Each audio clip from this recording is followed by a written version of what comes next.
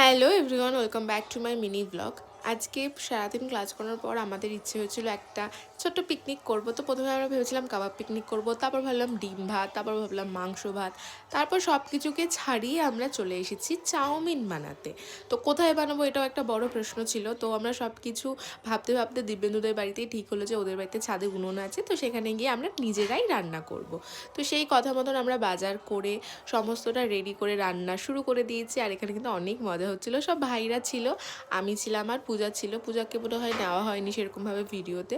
যাই হোক, তো রান্না করতে করতে আমাদের কিন্তু অনেক মজা হয়েছে, সব তোমরা এই ভিডিওতে দেখতেই পাচ্ছ। আর এই যে ফাইনালি রান্নাও হয়ে গেছে, আমিও কিন্তু রান্না করেছি। যদিও ভিডিওটাতে ওরা বলবে আমি রান্না করিনি, কিন্তু আমি রান্না কিন্তু করেছি, মানে একটু হেল্প করেছি ওদের আর কি।